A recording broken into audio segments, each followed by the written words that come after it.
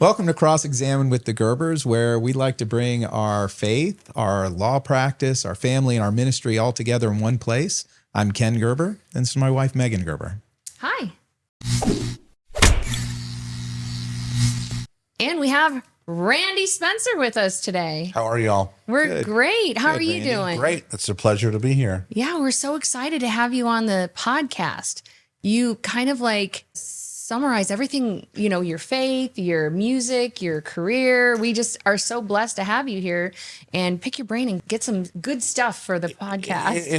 It's a weird brain. I don't know how much picking y'all want to do, but you're welcome to try. Well, so Randy, you are with Alice Cooper's Solid Rock, and you are the head of community development with them? I do partnerships, fundraising, a lot of different projects, programming for Alice's ministry in Phoenix, Goodyear, and Mesa. We've been a 501c3 for 30 years, and we're an outreach to teenagers. We have 3 teen centers in the Valley. Fantastic. And you've actually been in the music industry for a lot of years before coming on board with Alice, isn't that right? For my whole career, I started writing for Billboard magazine when I was 18, grew up here in Phoenix, and have worked with a variety of different people like Jason Newsted, Metallica, Brian Setzer, the Stray Cats, and been a part of working on projects for TaylorMade and Hilton for music supervision to get songs in their commercials, and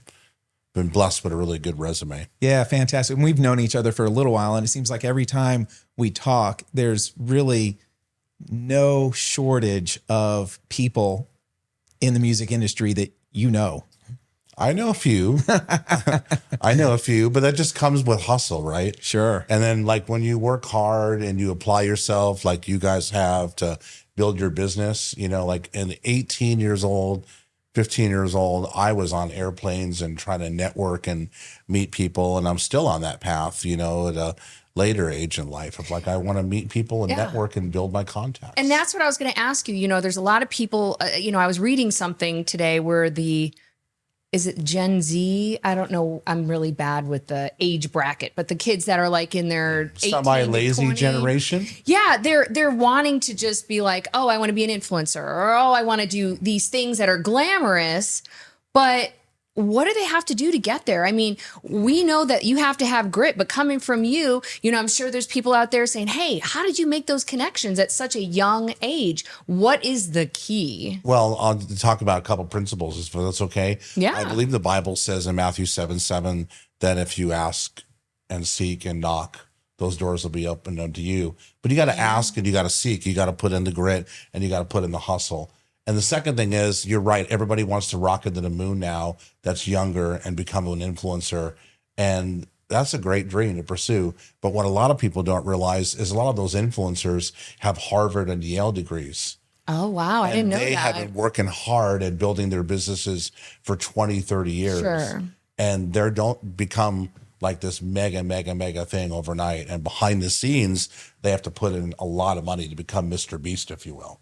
And just because you know a lot of people and you love what you do doesn't mean you earn a ton of money. Like our friend AD, who's, Jack's drummer, and he does a lot of work. He loves what he does, but he's like, I don't make a ton of money. I want to let that audience know, just because you know a bunch of people, you have to pick what's important to you. Is it being a billionaire, or is it meeting a bunch of people, or both? Well, there's few people in sports or music or the arts or any career that are extremely successful.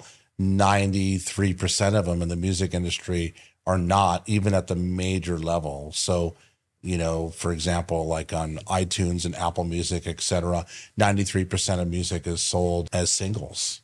Yeah. And only 7% of those people become Yellow Card, Pearl Jam, Beyonce. And those are the people that are getting millions and millions of dollars, that are spent independently. And what a lot of people don't also understand is behind the scenes, you might have some of these up and comers who become really popular, but the major labels behind the scenes are dishing out the money.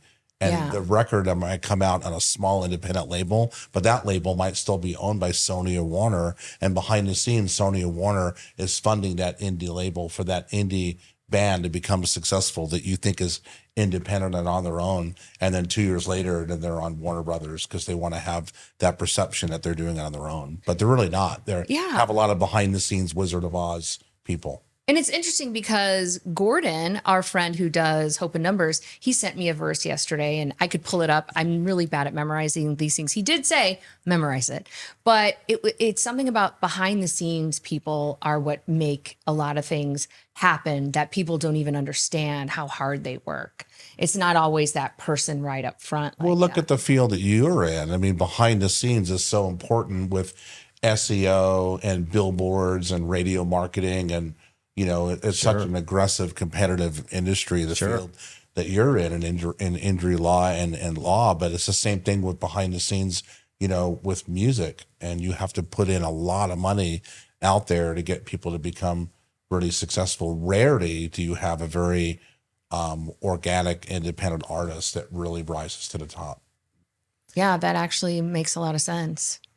And you've had some experience managing some of those artists that have had pretty good shots at it. You want to talk about some of those? We were talking earlier about your involvement with some of the Christian artists like POD.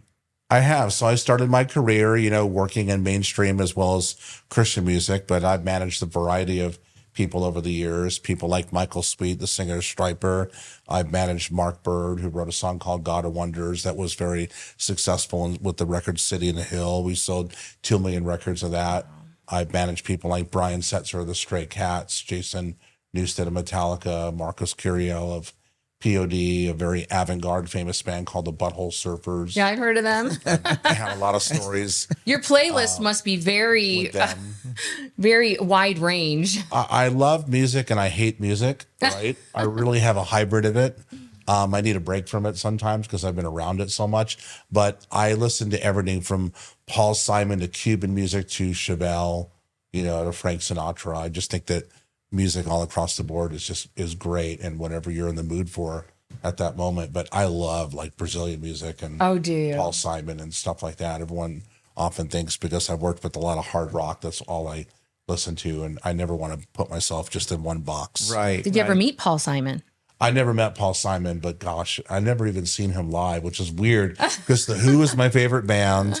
Paul Simon's probably one of my favorite artists, and I've never seen either of them. So you've been around so many famous people. Is there anyone that if you were to meet today that you'd get geeked out and be like, oh my gosh, I get to meet you? Well, when I met Rush years ago, that was really humbling and enamoring. And I've gotten to work with Alex Lifeson a little bit with the charity with Alice Cooper. And I've seen his philanthropic side, and that's pretty amazing. But when I met Rush a few times when I was in my mid-20s, late 20s, because I grew up listening to them in high school, that was pretty intimidating, and that was definitely a geek moment for me. Oh, sure. Probably the most inspiring was meeting Carlos Santana. Really? And just spending time with him was like hanging with your great uncle. Is that right? Or something. But he was so humble and such a focused man of faith, and it was really a privilege to be able to spend an evening with him. I love that. Well, and I was going to ask you, with all the involvement in the music industry that you've had, we've talked before, just with our little bit of exposure to it, it's kind of a cutthroat world. And for being a man of faith, how does that play in? How does that work through the years? Yeah, well, God's called us to be a light in the darkness. He's called us to be the salt in the earth. And he's also said you could be in the world, but not of the world. And my heart has always been, because I didn't personally grow up in church. And we can talk a little bit maybe about my life story of conversion. Yeah, we'd love that. If you want. But I didn't really grow up in church. So I wanted to be able to, when I became a Christian and worked in the music industry, I wanted to work mostly in the mainstream industry because I wanted to view my calling as everywhere I go, I want to be a light, and I want to tell people the most important thing, Fantastic. That's in my life is my walk with Jesus. And we would love to hear your testimony if you'd like to share it with us. Well, my testimony, I'll give you the really brief version. Okay. I grew up in a Jewish background with Judaism being a title, and never went to synagogue or bar mitzvah. And I really yearned to know God and didn't really have any spiritual direction, and really just got confused and dark. And as a young kid, really just cried out to God and hoped that he was real, and always wondered, like in school, like kids would say on Monday morning, oh, I went to catechism, or I went to synagogue, or I went to church. And even the Jehovah's Witnesses had nothing because they told me they did something over the weekend, but they really had some kind of a purpose. And I didn't really have that purpose or direction, with my family life. So I really yearned to know who God was, what that spirituality was all about, and grew up kind of in a really dysfunctional home, and really just became really despondent. And then one day I just cried out to God. It was like maybe 8th grade, and just said, God, I don't want to live anymore. I want you to know, I want to know who you are, but prove to me that you're real. Yeah. And I don't want to live anymore. So I want to die by tomorrow. By tomorrow, I'm going to kill myself. And just show me that you're real.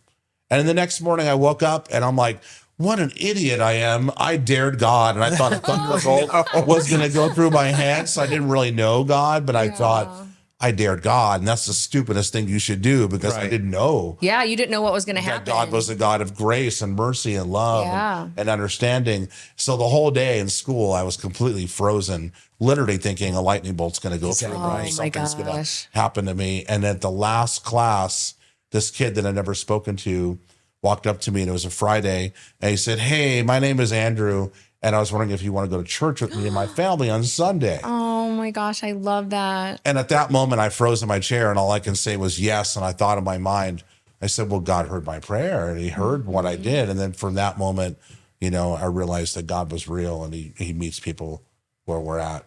That's fantastic. Amen. That is throughout so the true. summer, hung out with his family and went to church and devoted my life to the Lord. That's beautiful. How did your family react to that? Or were they just kind of distant with that? That's a question I want to answer too, is because I was raised Jewish. Yeah. And we have a similar sort of thing. It was more societal for me than it was actually religious. And so how did your family respond? The Jewish dynamic that you probably know and relate to is they're very anti-Jesus. Absolutely. And they're very proud of that. Right. Not every Jewish family, right? But the large majority, because they're waiting for their Messiah. Well, I almost said Ken's like atheist Jewish almost. Yes. And they don't know that Jesus is really the Messiah, that the curtain was torn down. And there's so much literalism from the Old Testament that got fulfilled, but they still won't accept the fact that it was Jesus for whatever reason. And my family reacted not great, but what happened was they saw a change in my life, and they were happy that I was not dark anymore, and they were happy that I was happy. They were happier that I was kind of filled with some purpose, and I think that was the majority of what they felt pleased by, not necessarily the spirituality, but they felt like, okay, well, something is changing in his life, and it's for the better. So I think that was a good season. Yeah, it's interesting too, because I've spent a lot of time thinking, since finding Jesus, since coming to faith, how can I help other Jewish people understand that Jesus is the Messiah? And I've spent a lot of time thinking about exactly what you're talking about. When growing up Jewish and we went to synagogue, we were not that devout. We really weren't. It was just, a thing to do. But, now studying the Bible and looking through it, I've been shocked at all the things that are actually there pointing towards Jesus. And I've just always wondered, what's the best way to go about talking with other Jewish people and trying to get them to understand Jesus is the Messiah?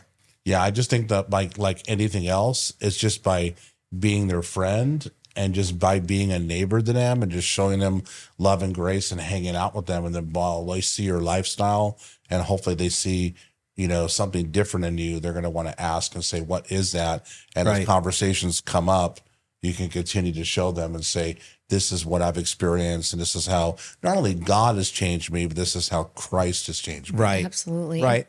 Yeah, you're right. The best evidence is the work that he's done in our hearts and in our lives. And I guess I'm just, as a lawyer, looking for the evidence that I can prove the case. Yeah, you needed to read the Lee Strobel book then. He did. I love it. Yes. Christ. Yeah, so that's literally the heart of the evidence. When you see, again, that's the ask, seek, and knock principle. Right. If you ask for something in your life and you seek and you knock, eventually a door is going to, open. It might not always be the door that you want, but if you're seeking the right things, God will bless you and open the right door. Yeah, that was very, very instrumental in me in my life. Megan brought that to me, the Case for Christ, and it really, it was a phenomenal just exposure to it. Yeah, super great book. I'm a big fan of reading. A lot of people don't read in the current world, and I'm a big fan of like real books. Yeah, I like audiobooks and podcasts. But you want your hands on it. I do. I would have 1,000 books at my house if I had room for them, Well, I got extras. You want to go dig my book collection? I don't read. For some reason, I read and it puts me to sleep. So is there anything, I want to ask this off the wall question. Is there anything that people probably don't know about you? Like anything unique about you that you like only one color M&Ms, or you like to sleep with slippers on? Like, is there anything that's fun and unique about you? I'm boring. There's nothing fun and unique about me. I don't know. I mean, I love red vines. Oh, do you? Yeah, I'm a big hockey fan. I'm a big baseball fan, but a lot of people know about that. I mean, I have a Wayne Gretzky hockey stick in my office, so I kind of wear that on my sleeve that I'm a baseball sports fan. I don't know. I like sweets and little snacks. Do you? Yeah, I guess I'm just an average Joe. Most people like those things, right? You're far from average. Yeah, I can tell you that. I agree with Megan about that. You're far from an average guy. I'm simple. I'm just pretty simple. They give me a bowl of vanilla ice cream if there's chocolate drizzle on top of it. That's even a great blessing. Just a taco once in a while. Nuts or no nuts on your Sunday from McDonald's? I usually don't have nuts, but I'm happy to have nuts. Oh. Nuts have protein. Peanuts have protein. And that's true. That's a benefit to it. Yeah, we need protein food in our life. absolutely cannot have. Ken hates onions. I don't like beets, and I don't like liver, and I don't like pickles. Okay. Pickles? Yeah, so I tell people I don't mind cucumbers, but pickles to me are like kryptonite. And the other thing I despise is when they give you the pickle next to the sandwich. The pickle juice ruins your sandwich. You're The right. pickle juice runs, and I always forget sometimes to ask no pickle, and the pickle juice stains your sandwich. Not to sound bratty, but I don't like that. No, I'm that way with onions. I can tell when you get a sandwich from a place and you get slices of tomato on a sandwich. I can tell if the tomato has been stored in the refrigerator next to the onion because I can taste it. So, but I don't like pickles. I don't like pickles on my hamburgers, on the sandwich. Do you like the smell of pickles? No, definitely not. All right, moving on from pickles. Definitely not. But my niece has a dog named Mr. Pickles. Really? Did you do that on purpose? Cool. No, but it's really cool. And then I was walking around New York and I saw Mr. Pickles furniture company or sandwich truck or something, and I had to take a photo of it, of course. Oh, sandwiches. Yum. We were mock doing an interview for you yesterday because this is our first interview. Oh, awesome. And the question I had for Jack played you. Yeah. And he did a good job. Great. I asked him. You could dub him in if you don't like what I say. What's your favorite sandwich? Do you have a favorite sandwich? Yeah. I love a lot, but chicken salad is one of my favorites. Oh, I love chicken salad sandwich. I love chicken salad. Great and choice. if I'm in New York, it's a pastrami sandwich. Oh. Okay. Old school. Okay. Yeah. Yum. Well, you like kind of Cuban music, you said, right? I do like Cuban music. Do you like a lot. Cuban sandwiches? Yeah, I like Cuban sandwiches. I've had a few. Have you? Yeah. That's awesome. So, Randy, how did you get started with Alice Cooper's Place? I moved back to Phoenix 15 years ago or so, and I heard about their organization on the radio or the newspaper, and I literally wrote it down on a notepad. I'm like, I'd like to call them and find out a little bit more. And then I was looking for an office space, and this was so random and such a God divine moment. And I was meeting with folks at the city of Tempe who own buildings, and they were talking to me about possible office space. And then they said, you should meet Leslie because Leslie runs all the music for downtown Tempe and Mill Avenue. And I said, well, I'll meet anybody. It doesn't matter if they're a janitor or CEO. So I met Leslie maybe a week later. And in the middle of the meeting, Leslie said, I was reading your bio and resume, and I volunteer for Alice Cooper's organization. Do you know much about it? And I said, I know a little bit, and I'd like to know much more. And she said, I want you to be a judge for their music competition that we do every year. So about 2 months later, I was a judge for a few weeks and saw what they did to help kids and be a light to kids. Sure. And then I went, I really want to help them. And I offered to volunteer, and I was creating my own 501c3 nonprofit at that time. I've wanted to be involved more in philanthropy, for a long time and kind of get away from the drama and the psychosis and the craziness of the music business and kind of blend what I do in the music business with giving back and helping. And through volunteering, I just got to know their organization, and they offered me a free office space. And then I got to be a fly on the wall and see how they were running the organization.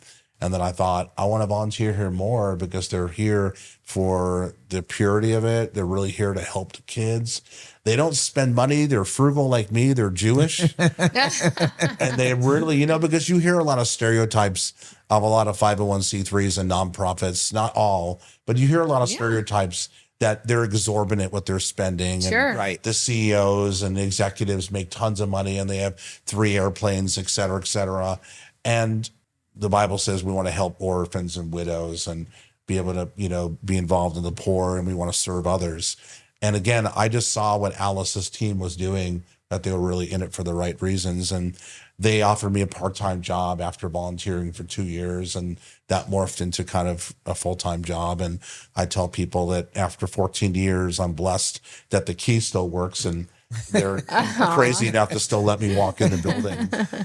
Well, but you've been a valuable asset to their organization. I've learned so much from Alice and Cheryl and their team, and to help Alice and Cheryl and their team implement their vision and to maybe add on, to what they want to do and be able to create some opportunities and some open doors. And, and again, just it takes a village. And any business, you need a team of people around you. One person or 2 people can't do that alone. Nope. And Right. we've been really blessed to, be like the Kansas City Chiefs of sorts. Yeah. And just all run down the field, together. And we get bruised sometimes, and sometimes we get a win, and sometimes we get a touchdown, and sometimes we win a Super Bowl. And the Super Bowl and the touchdown is impacting kids' lives and changing lives. Awesome. That's the benefit of what we do every day. And that's the goal and the hope and the focus. And we're really blessed with a great team. Now, you guys are a 501c3 nonprofit. For 30 years. Do you guys consider yourself a ministry as well? Oh, yeah, we're a ministry. Yeah, that's the main thing what we do. How do you bring that to the kids? Because am I correct that you guys are not very overt with it, or are you? Well, we kind of describe ourselves as a Boys and Girls Club meets Young Life. And if anybody's not been to our Phoenix Teen Center, it's 28,000 square feet, and you can get free music lessons there. And there's a recording studio like you'd see in LA or Nashville. There's a beautiful big art room. There's an open mic stage the size of a mini concert venue. So we have a lot of really cool resources. And we just really believe in just showing love to kids and telling kids that God and Jesus has changed our life. And that doesn't happen overnight. You build trust, because a lot of kids that we serve, probably 80% of them plus, are underserved and come from broken homes and families, or maybe they're homeless and they don't trust adults. They come from a lot of broken situations, and they come through the door and they don't trust us. Yeah. And as they meet us and we continue to say, we're going to be here on Wednesday, we're going to do this for you, and that happens maybe 5th, 6th time, they'll start connecting with us more, and all of a sudden their walls will come down and they'll say, gosh, I want to know more about why you guys are different. Fantastic. I love that. I've been to your center, and that center is beautiful. We love what we do, and it's a privilege to do it.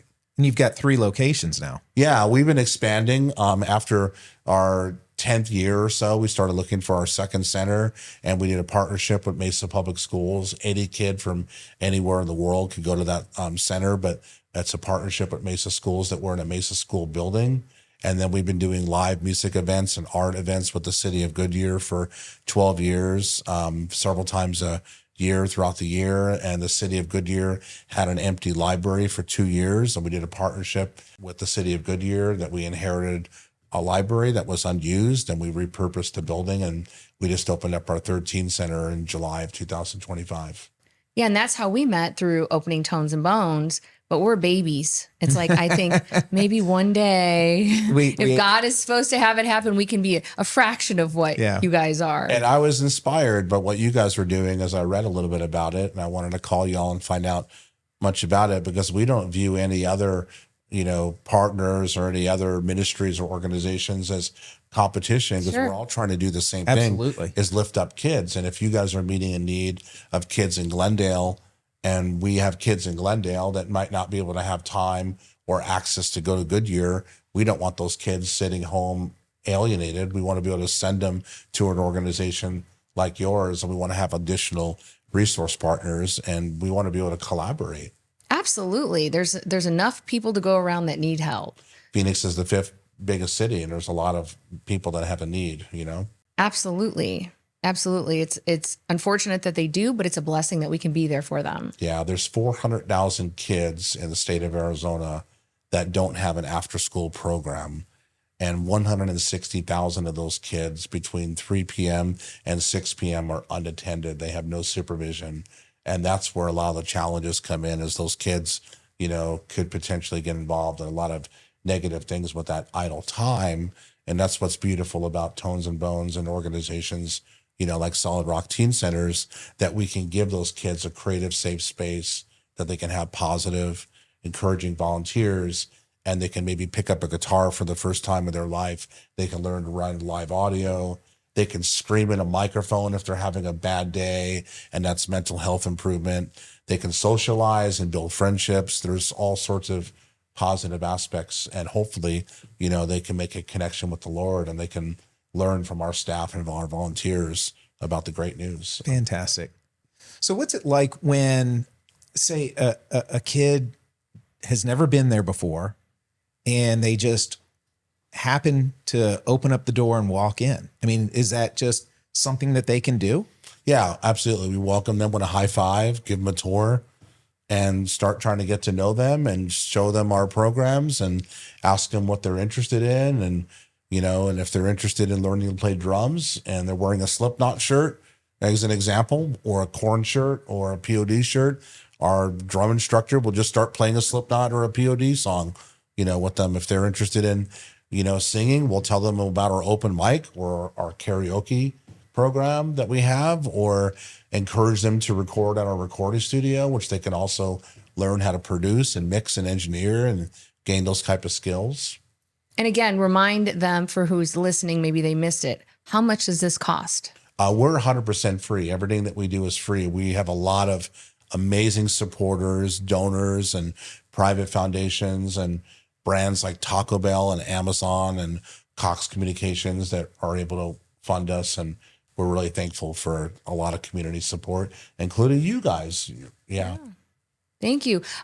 On another note, going down the faith aspect, what percentage of kids would you say that come in there become Christian by coming to the center? Do you have a statistic on that? We probably have like 80% would be unchurched. They've never really walked into a church. They don't really know much about the Lord.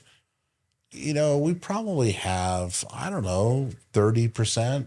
That's great. 40% maybe. We have a lot of kids starting to seek and ask and knock, and certainly asking a lot of questions. We do a program called Pizza and Jesus, and the kids get pizza, and we get a chance to ask them what they believe, whether they believe anything, and then we can have a healthy, positive conversation and in a non-judgmental way of like what we believe, and we have an open, polite conversation about that. And that's where we can really initiate a lot of conversation about the gospel.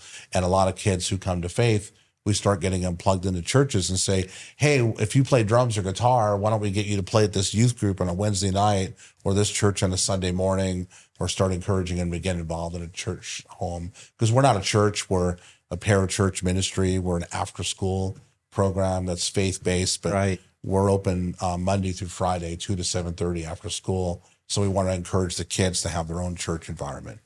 So if they don't have transportation, do they ever ask you, like, how do we get here? We don't live close enough. Or is there just, hey, fine, is there busing around there? Or how do they get there? We have kids literally jump on their school buses and go the other route okay. to get to our center. which the school district has sent us letters that they're not allowed to do that. But we tell the school district it's not really, we're not telling them to do that. We have kids literally skateboard to the center. Our center in Mesa is a half block from the light rail, so a lot of kids can take public transportation. Nice. Which is really convenient for the kids. Goodyear in the West Valley has a program called We Ride, which is sort of like Uber. It's $1 a ride. And we don't have a partnership with them, but we can encourage them if they need a ride. There's a lot of schools that will take kids on buses and shuttle buses to the center. And there's a lot of foster group homes and churches and youth groups that will take kids over. We have about 70 to 90 kids every Monday night in Goodyear from Young Life. And Young Life doesn't have a home location, and we're now their home location that those kids can meet for Young Life on a regular basis. And now a lot of those kids are coming to our center Tuesday through Friday and learning guitar or learning art or being a part of our program. So the transportation is kind of a hybrid of everything. We do have a lot of kids that walk and ride their bikes. Okay. Can you think of a story or time when you really saw God show up in the life of one of these kids that you want to share? Oh gosh, we have dozens and so many stories. You know, we have this young kid, I'll use his name out of privacy, but we'll call him Steve, and severely autistic, very high level autism, and was bullied in school so much, made fun of, didn't really have his tribe and any friends, came to our center, started playing guitar, loved guitar, then discovered video and photography. And every day he would come to our staff and tell them about his day at school. And he would say, I told my teachers and other students about this teen center. And he would, some reason, connect with me. And he would tell me like all the time, you know, I'm just a boring business guy in the office, right? But he would hang with me. And you felt safe to him. He totally felt safe. Yeah. And it was a blessing. God put him in my life. And after about 6 months, he came to my office one day and said, I want to tell you about my day at school and tell you what I'm doing for Christmas. And then he was about to leave and he goes, oh, but wait, there's one more thing. And he goes, I want to tell you that, you know, this place has made me brave enough to ask for counseling and therapy because I've been suicidal. Oh, and I wanted to tell you that this place has given me the bravery to ask for help. And these walls and these guitars and the video cameras and the staff, this place has changed my life. And I wouldn't be alive unless it was for this staff and That's these so video amazing. cameras. It's so beautiful. And it leads me to be thinking about some of the things that we find at Tones and Bones when I feel like things, you know, I'm sure for you, it makes everything that is the stressful days worth it when you see something like that. It's, you know, you're stressed out. The wheels are always going. People are asking for stuff. You're busy, you know, that word busy. And then, you know, I'll pop on the camera if we're not at Tones and Bones and I see people praising the Lord. Yeah, it's beautiful. And when you get to witness something bigger than ourselves, you know, because the future impact, right, of those kids, what are they going to be doing 6 months or 6 years from now is hopefully they will carry on that flag of the gospel and they'll let people know in their lives what they're up to. You know? It's generational change. Right. Yeah, you think about the lives that they're going to touch and the difference they're going to make in their lives for other people. Yeah. And the ripple effect. We had one young girl years ago told us that she went to our center, never heard of it, and she wrote a notebook in her notebook that morning, take pills, say goodbye to my friends, go to the park and die. Oh, no. And then her counselor asked her, what do you want to do in your life? And she said, I want to play guitar. And he goes, there's a good teen center that'll teach you how to play guitar. I'll take you. The counselor had no idea what she wrote in the notebook that day. And she said, I'll go to the teen center. Okay. And she was still going to go to the park later on. And she told us later, she said, for the first time in my life, I felt somebody cared about me and acknowledged me and loved me, and they would miss me if I was gone. I'm going to give my life another chance. And then 6 months later, she wrote a note to Alice and Cheryl and said, could I give this note to Alice and Cheryl? And she said, I'm alive because of this place. And then Alice said at a board meeting, if we did this teen center for 13 years for that one person, I'm all for it. It's worth it. And I'll do it again for one more kid for another 15 years. Amen. Makes it all worth it. It's all worth it. And we've had 6, 7 kids at least tell us that they've not committed suicide Wow. by coming to our center, and then kids getting jobs and college scholarships and becoming, a better connection with their mom and dad, not being angry anymore in life. And that transformation makes our communities better, right? There's less graffiti, potentially. There's less violence. Right. And it just makes our community better overall when those kids are happier. Oh, definitely. It's like we said, it's that ripple effect when you're bringing them in and they're not bored, right? Idle hands is the devil's workshop. Yeah. And isn't it like graceful and amazing of God to use this guy that everybody thought was evil, Alice Cooper, Right. and everybody thought was like so bad and rock and roll, that was just a character like Villain Price or Vincent Price, or a character like other characters, and he decided to do a teen center and have some impact in a city where he lived because he wanted to see change in his community.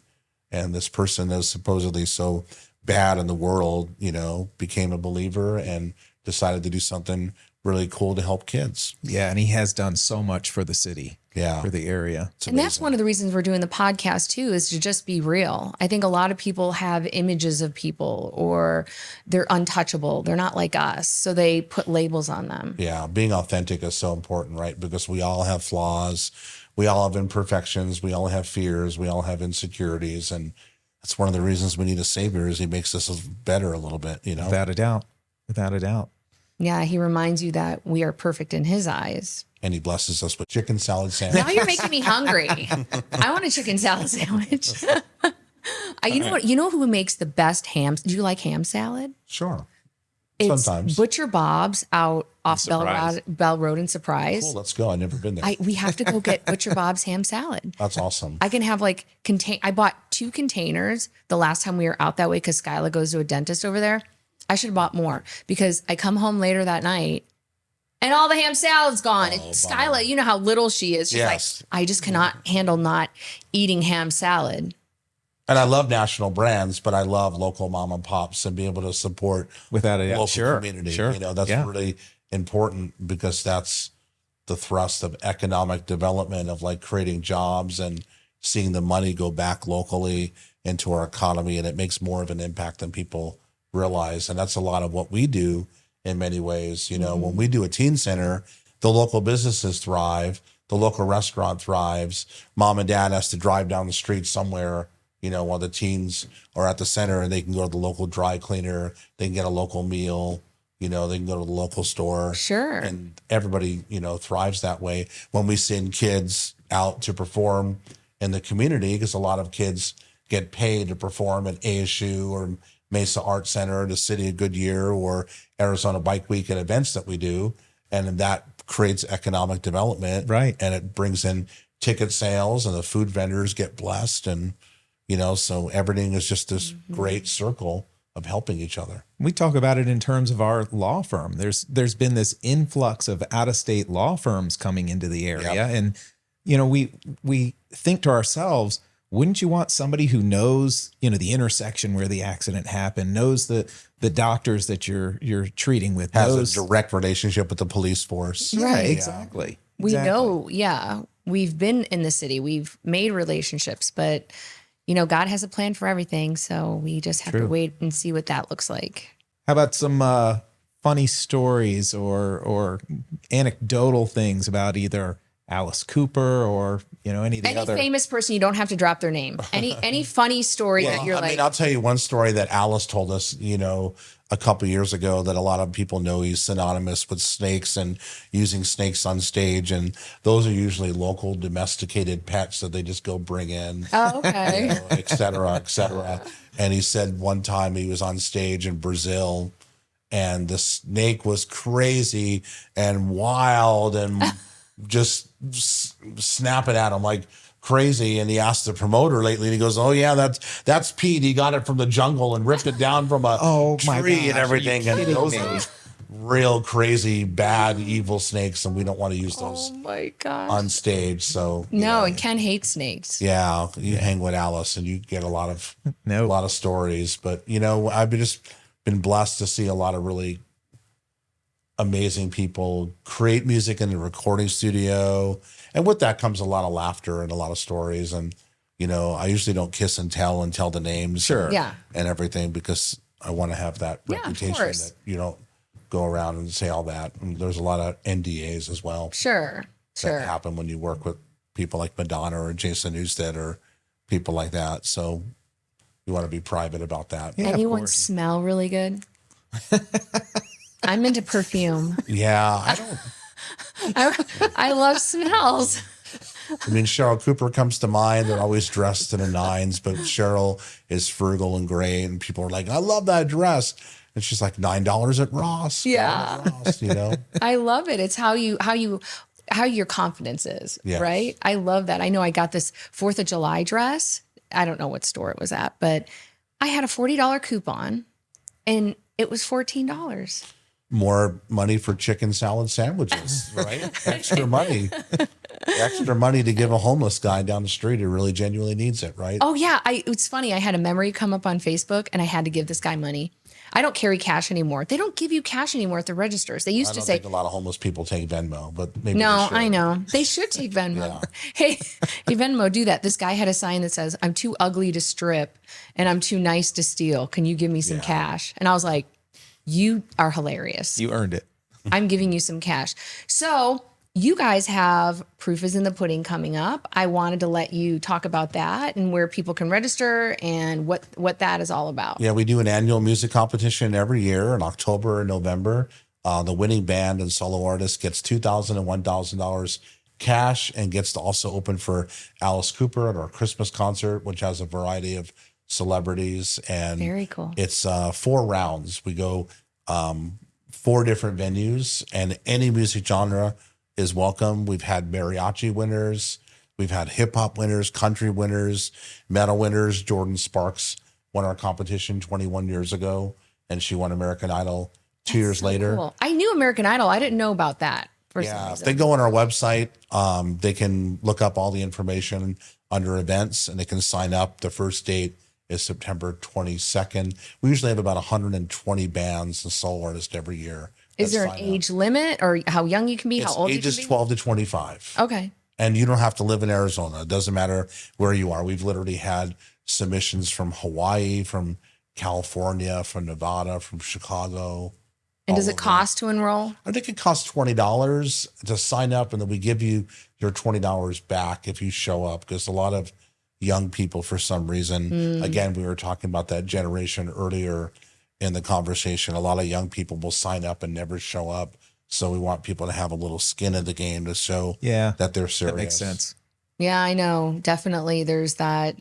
It's a different attitude. I've had some young people work for me and then I'm up till 2 a.m. and I'm be 52 on Sunday, not to age myself, but I am aging myself, but I'm happy to be 52 and here again. But they'll say, oh no, I got to go home and I got to go to bed and I got to get my 9 hours sleep. And I'm like, right. Wait a minute. I'm older than you. Why do you have to get your sleep? Well, that's going back to that thing that we were talking about earlier as well, the grit, the having to put in the time and the hard work and the leg work to really make it to where you want to be. But what happened? Do you think it's the parents' fault? Like what happened that these kids don't have grit? I think definitely the computers and the social media and the telephones, everything is instant. And if you get a reply immediately, to think that the real world works like that. I mean, if I'm negotiating a contract, whether it's for a live concert or I'm trying to secure an artist to perform at Christmas Pudding, or I'm trying to negotiate a song for a TV commercial, it might take 6 weeks, to do those kind of things. You guys know what it's like to do deals on the legal side. Nothing happens take years. in 5 minutes. Yeah. And I will literally get text and private messages on DMs from kids like 15 times in a row. If you don't respond, I'm like, well, I could be at dinner. Right. I could be meeting with a partner. I could be meeting, with a CEO. I could be like at the doctor. I mean, you don't really know behind the scenes what people are going through. And sometimes it takes 4 hours or 10 hours for people to respond. Sometimes you want to be able to ask someone else for an answer before you respond back. So when you respond back, you actually have something tangible versus I'll get back with you. You want to be able to actually be more precise.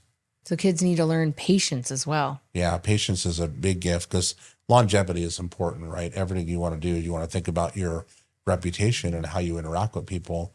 You're not interacting with people just for 5 minutes or for that one gig or for that one opportunity. How are you interacting now? And then the other person behind the scenes will say, okay, I want to interact with that person again in the next 5 years and do business with that person. Or that wasn't an enjoyable experience. There's 400 other art performers that are communicating with me that want the same gig. And these 3 people are easier to work with. And they also call back and they communicate and they're professional and they show up on time and all that professionalism 101. And it's a much easier experience. And they say birds of feather flock together, right? So you want to have that camaraderie and you want to give those people a chance that are out there hustling and asking and seeking and knocking. And it's also, for me, I had said once that I was picking up the kids at school and I saw this random person pull up in a it wasn't even handicapped. It was a striped spot that wasn't, now mind you, the first time I saw them, I thought, oh, maybe they're in a hurry. When the rules don't apply to people, I thought if that person came to my office, I'd never hire them. So we talk about that where even though you're not in an interview or you're not, one-on-one with someone who's hiring you, your character is always being watched. Always being interviewed and observed. Yeah. Yeah. And I don't think that generation realizes that. They should realize it more because it's all out there, right? Right. A lot of them don't. A lot of them don't realize that if you have a meeting at 10 a.m., ideally you're there at 10 minutes before. Yeah. A lot of times, for example, we might have like a rehearsal, at our teen center. Let's just say I'm just using a random example with Journey. If we're going to get like some of the guys in Journey or REO Speedwagon or Sister Sledge to perform at our Christmas concert or an event, and we tell the sound person, okay, well, rehearsal starts at 10 a.m.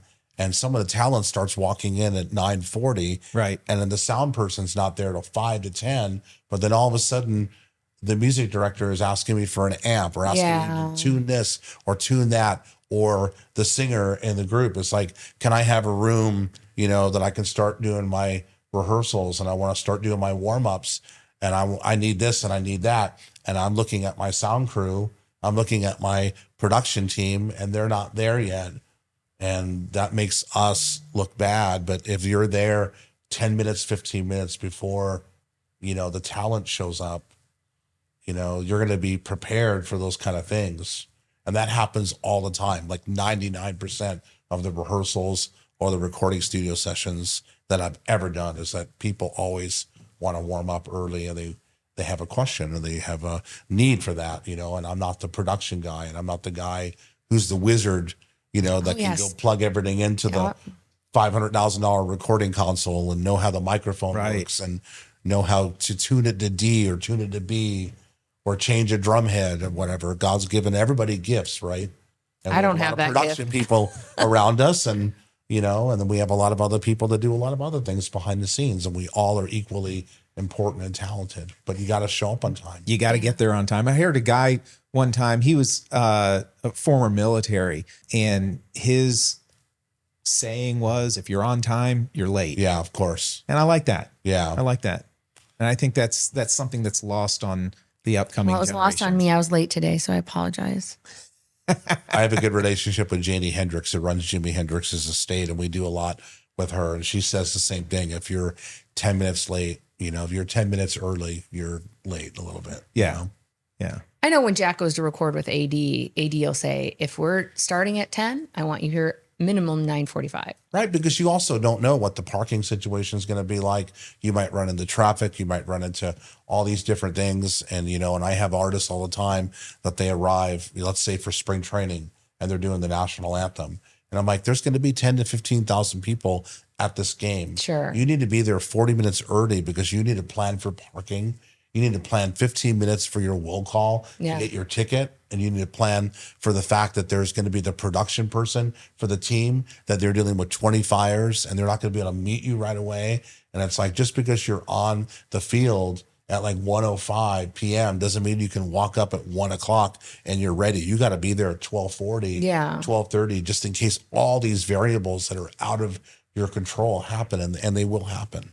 Oh, definitely. Jack did the national anthem for a couple of the baseball games out here for spring training, and they wanted him there 3 hours earlier or 2 hours. And it's like, you got to get there. They want to do a sound check. Yes. Then they got to do this. And I don't blame them for that, because I've watched far less sound checks than you have, clearly. But the ones that I've watched, sometimes it is sometimes a mess where you're like, they can't find this, or they can't find that chord, or they can't find this. And they're supposed to start 30 minutes ago. And now, somebody's not getting a sound check. Like when we were in Poland, we were on tour with Richard for a missions trip, and there's student bands playing, and there was actually an adult band, right? And they couldn't get their stuff together, and the other two bands don't get a sound check because it's time to start now. You never know what will happen, and we've had bands, play like before the Arizona Cardinals game, and you have to dial in and all the wireless guitars that you have, and you have to dial in a certain transmitter, because you can interfere literally with the transmitters that are on the field, and you got to dial in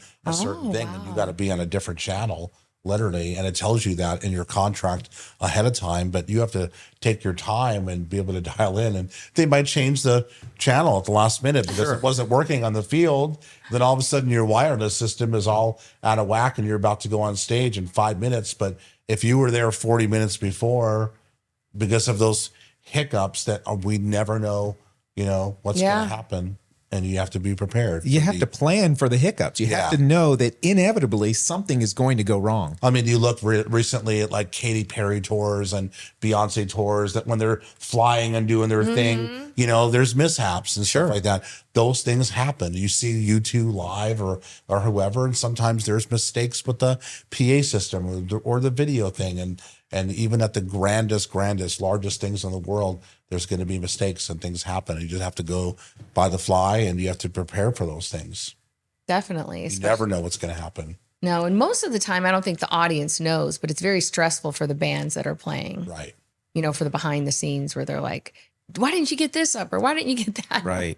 And do you teach that kind of stuff at Solid Rock? We do. We teach a lot of that kind of stuff. And we also teach the fact that, the positivity is important. So, for example, if you're going on the radio, even if you have like explicitives in your lyrics, we're not going to judge that. But just realize that you might play the Arizona Cardinals game, or you might play in the radio station, or you might play like later in the future, late night TV, and they're going to ask you for an edited version. And just remember, you have to be prepared for that. And sometimes you will have an opportunity. And if you're not rehearsed for that, you have to, be prepared in advance. It's going to be a bunch of flubs live if you're not prepared for that. So you have to have an alternate version. You'd be used to singing it that way, right? Yeah, because they'll tell you we're not going to air that explicitive, on the air, because there's like 5-second delay often, just in case of that, that happened. And even in Strange America today, we still have some values on television. I was just thinking that. I was like, there's some songs that Skyla sings where I'm like, what the heck? This is so dirty. But then that's XM. But I don't know. Do they allow? They must. On Sirius XM, for some reason, they have a different license versus commercial radio. You're allowed to cuss on that, because they play a lot of songs that are not filtered, and DJs can say explicitives. But there's a different license than the FCC for some reason. I'm not sure, because it's satellite. I don't think that there's laws and space for all that. Yeah, I'm not familiar, but I think you're right. I think it is something along those lines. Oh, there's no laws in space. Right. I love. But what is funny though, because Megan said, we've joked about how, the music that the kids are listening to these days can be so explicit, and it's shocking sometimes. Right. And then we're driving down the road listening to the music that we grew up with, and she's singing it, and she goes, "Oh, wait a minute. I think that's a dirty song. I didn't realize it." I was so naive. Like, I'm like, Anaconda don't want none. And I'm like, that's not dirty. Do you know what? Oh, I didn't know that was dirty. Yeah, I'll have to have a polite conversation with our staff sometimes, because if they're thinking about, like performing a song, let's say at our golf tournament in front of 3,000 people, and I'll be like, you realize what that song is really saying? And I'm like, I know you're talking about the beat, but we have 16 girls on stage who are 14 years old and 3 guys who are 15 years old, and they're going to be moving and dancing the XYZ song. I'm like, we need to analyze these lyrics. Yeah. Not that we're prudish, right? But No, we want but to be responsible. We want to be family friendly. We want to have a set of values. And the most of those events are fundraisers, so we don't want to necessarily upset anybody. Yeah, right. And be like, forget it, I'm donating. So we research a lot of that, and it takes a lot, like, okay, well, what about maybe songs from NF or songs from POD or songs from Cutlass and, or songs from Bob Dylan or whoever, or songs from Mumford and Sons. There's plenty of positive, hip, cool stuff that's out there. Right. Well, so if people watching this wanted to contribute and help out Solid Rock, how can they do it? They can call our office and find out more info. They can ask for me. Our office number is 602-522-9200. And if they want to go to our website, we have a volunteer form. They can potentially volunteer. There's a donate button. But I would also say just literally drop by and take a tour of our center and just meet us and get engaged and just see for yourself what we're doing. And if you feel compelled to be involved, God will move that on your heart. It's amazing how open you guys are over there to welcoming people in and giving them a tour. Megan, as she mentioned, we've been over there and you guys were like that. And it's really, everybody that you meet there is so engaging and welcoming and open to people showing an interest. Well, it must be, obviously it's coming down from Alice. We've never had the pleasure of meeting him, but we've met Dash multiple times. Yeah. And he's just so sweet. Great guy. Just the sweetest guy. Sincere, so humble, great guy. Sincere, and hard worker. Yeah. Just, they've got like this heart of gold and you can feel it, And I think that that's very difficult with the, celebrity status that Alice has had. Yeah. Alice is a very non-pretentious celebrity. And like I said earlier, I'm very inspired by him. And I've learned so much from him in so many different ways about marriage, about faith, about business. He's so smart, but he's so kind-hearted, and he's just genuinely loves people. And I think that a lot of that comes from his love of the Lord. I love that. We love to say that in organizations, you can tell the attitude comes from the top down. Yeah. It shows throughout an organization. And So we that have speaks volumes. We have a great team around us that really exhibits that faith and exhibits that love to people. And we also have a lot of kids on staff that have been a part of our center for several years, and we'll hire them as they become older in life and highly skilled. We have 10 young people on our staff right now. I love that. That's beautiful.